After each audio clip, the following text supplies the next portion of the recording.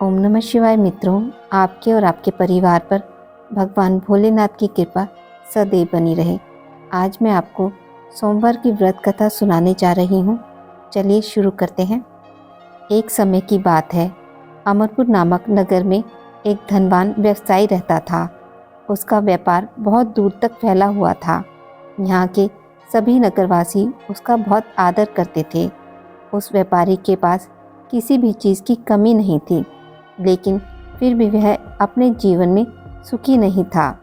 दरअसल उस व्यापारी का एक भी बेटा नहीं था, जिस कारण हर समय उसे यह चिंता सताती थी कि उसके मरने के बाद उसकी संपत्ति की देखभाल कौन करेगा। वह व्यापारी बेटे की चाहत में हर सोमवार को बाबा भोलेनाथ की पूजा करता और शाम ढलते ही मंदिर जाकर शंकर भगवान के सामने दीप जलाता था। एक दिन माँ पार्वती उसकी श्रद्धा भक्ति से खुश हो गई। उन्होंने बाबा भोलेनाथ से उस व्यापारी की इच्छा पूरी करने के लिए प्रार्थना की। इस पर भगवान शिव ने कहा, इस दुनिया में हर किसी को उसके कार्य के आधार पर फल मिलता है। भगवान शंकर के समझाने पर भी पार्वती जी नहीं मानी। वह लगातार बाबा भोलेनाथ से यही कहती रही कि उस व्यापारी की इच्छा पूरी कर दीजिए। अंत में शिवजी ने मां पार्वती के अनुरोध पर उस व्यापारी को बेटे का वरदान दिया। आशीर्वाद देने के बाद भगवान शंकर ने पार्वती माता से कहा, मैंने आपके अनुरोध पर उस व्यापारी को बेटे की प्राप्ति का आशीर्वाद तो दे दिया, लेकिन उसका बेटा केवल 16 साल की उम्र तक ही जीवित रहेगा। यही बात भगवान शिव ने उस व्यापारी के सपने में जाकर उसे भी बताई। वरदान पाकर व्यापारी प्रसन्न था, लेकिन बेटे की उम्र 16 साल ही होगी सोचकर फिर दुखी हो गया। वह पहले की तरह फिर से हर सोमवार को भगवान शंकर की पूजा करने लगा। कुछ महीने बीतने के बाद उसके घर में एक बच्चे ने जन्म लिया जो बहुत सुंदर था। उसका नाम अमर रखा गया। बेटे के जन्म के साथ ही व्यापारी के घर में खुशियां छा गई। बेटे के जन्म की खुशी में एक समारोह भी आयोजन किया गया। इस जश्न के माहौल में व्यापारी अभी भी दुखी था। हर समय उसे यही डर लगता रहता था कि उसका बेटा अधिक दिनों तक जीवित नहीं रहेगा। धीरे धीरे समय बीतता गया। उसका बेटा अमर 12 साल का हो गया। एक दिन व्यापारी ने अपने बेटे को अपनी पत्नी के भाई दीपचंद के साथ पढ़ाई के लिए बनारस भेज दिया। वाराणसी जाते समय रास्ते में जहाँ भी अमर और दीपचंद आराम करने के लिए रुकते, वहाँ वो यज्ञ और ब्राह्मणों के लिए भोजन की व्यवस्था करते जाते थे। कुछ दूर जाने के बाद अमर और दीपचंद एक नगरी में पहुँचे। यह नगर के महाराज की बेटी चंद्रिका की शादी थी, जिसके लिए पूरे नगर को दुल्हन की तरह सजाया गया था। ठीक उसी समय बारात भी आ गई। इस समय लड़के का पिता परेशान था, क्योंकि उसके बेटे की एक आंख खराब थी। उन्हें डर था कि अगर लड़की वालों को यह बात पता चल गई तो वह शादी तोड़ देंगे। तभी उसकी नज़र अमर और दीपचंद पर पड़ी। लड़के के पिता के मन में तुरंत यह ख्याल आया कि क्यों ना अमर को ही दूल्हा बनाकर शादी के मंडप में बिठा दिया जाए। एक बार जब उसका विवाह राजकुमारी से हो जाएगा तो फिर उसके बाद उसे कुछ पैसे देकर वहाँ से विदा कर देंगे। फिर राजकुमारी और अपने बेटे को अपने घर ले आएंगे। लड़के के पिता ने बिना देरी के दीपचंद से इस बारे में बात की और धन का प्रस्ताव रखा। दीपचंद ने पैसों के लालच में आकर तुरंत हाँ बोल दिया और अमर को दूल्हा बनाकर मंडप में बिठा दिया। यहाँ राजा ने राजकुमारी का कन्यादान कर विवाह संपन्न कराया और बहुत सारी संपत्ति के साथ अपनी बेटी को विदा किया।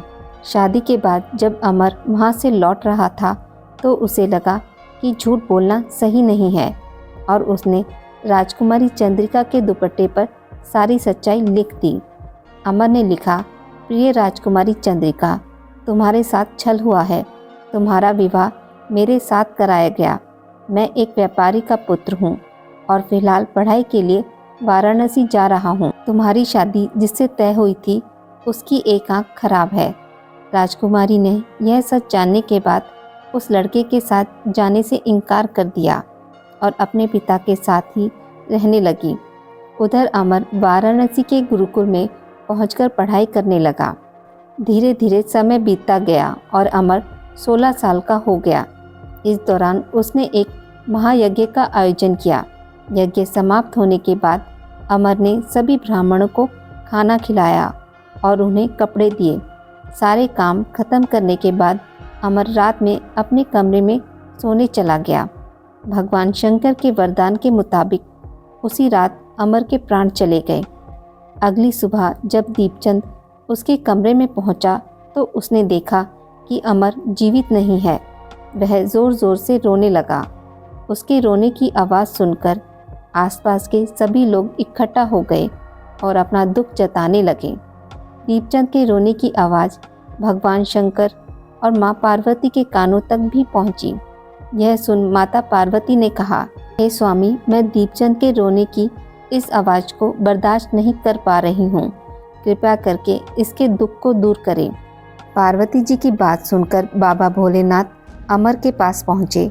यहाँ उन्होंने देखा कि यह तो वही बालक है जिसे केवल 16 साल की उम्र तक ही जीवित रहने का आशीर्वाद मिला था। इसके बाद भगवान शिव सीधे माँ पार्वती के पास पहुँचे और कहा, हे गौरी, मरने वाला बालक उसी व्यापारी का पुत्र है। इसने अपनी उम्र पूरी कर ली है। यह सुन माता पार्वती ने भगवान शिव से एक बार फिर से आग्रह किया। उन्होंने कहा, स्वामी, आप कृपा करके इस बालक को दोबारा जीवित कर दें। इसे मृत देख इसके माता पिता भी अपने प्राण त्याग देंगे। माता पार्वती ने बाबा भोलेनाथ को याद दिलाया कि अमर के पिता उनके सबसे बड़े भक्त हैं। कई सालों से वे हर सोमवार को उनकी पूजा करते आ रहे हैं। माँ गौरी के अनुरोध पर भगवान शंकर ने अमर को जीवित होने का आशीर्वाद दिया और अमर दोबारा जिंदा हो गया। कुछ समय बाद अमर की पढ़ाई पूरी हो गई तो वह अपने मामा दीपचंद के साथ वापस अपने गांव को चला गया। चलते चलते दोनों उसी नगरी में जा पहुँचे जहां राजकुमारी चंद्रिका से उसका विवाह हुआ था। यहाँ पहुंचकर अमर ने एक महायज्ञ किया। तभी पास से गुजर रहे उस नगर के महाराज ने महायज्ञ होते देखा। महाराज ने एक ही पल में अमर को पहचान लिया और महायज्ञ के समाप्त होते ही वो अमर और दीपचंद को अपने साथ ले गए। कुछ दिनों तक उन्होंने अमर और दीपचंद को अपने महल में ही रखा। उसके बाद महाराज ने संपत्ति और कपड़े देकर राजकुमारी को अमर के साथ भेज दिया। महाराज ने रास्ते में उनकी रक्षा के लिए कुछ सैनिक भी भेज दिए। दीपचंद भी महल से अपने नगर को पहुंचा और दूत के हाथों अमर के आने की सूचना व्यापारी तक पहुंचाई। व्यापारी को जैसे ही पता चला कि उसका बेटा 16 साल की उम्र के बाद भी जीवित है तो वह बहुत खुश हुआ। दरअसल व्यापारी और उसकी पत्नी दोनों ने खुद को एक कमरे में बंद कर लिया था। वह बिना कुछ खाए पिए अपने बेटे का इंतज़ार कर रहे थे। दोनों ने यह प्रण लिया था कि अगर उन्हें अपने बेटे की मौत की खबर मिली तो वह भी अपनी जान दे देंगे। दूत की बात सुनकर व्यापारी और उसकी पत्नी नगर के अन्य लोगों के साथ अपने बेटे के स्वागत के लिए नगर के गेट के पास पहुँचे। यहाँ उसे पता चला कि उसकी बेटे की शादी एक राजकुमारी से हुई है। वह दोनों साथ में आए हैं तो उनकी खुशी दोगुनी हो गई। बेटे और अपनी बहू का स्वागत उसने काफ़ी धूमधाम से किया। उसी रात एक बार फिर बाबा भोलेनाथ व्यापारी के सपने में आए और कहा, मैं तुम्हारी भक्ति से बहुत खुश हूँ। हर सोमवार को तुम मेरी पूजा करते हो, इसलिए मैंने तुम्हारे बेटे को लंबी उम्र का वरदान दिया है। भगवान शिव की यह बातें सुनने के बाद व्यापारी बहुत खुश हुआ। बेटे का जीवन वापस मिलने के बाद भी व्यापारी हर सोमवार को भगवान शिव की आराधना करता रहा। इससे भगवान शिव और माता पार्वती दोनों की ही कृपा व्यापारी के घर पर बनी रही। हे बाबा भोलेनाथ, जैसी कृपा आपने व्यापारी पर करी वैसी सभी पर करना। कथा को कहने वाले, सुनने वाले और हुंकारा भरने वाले पर भी करना।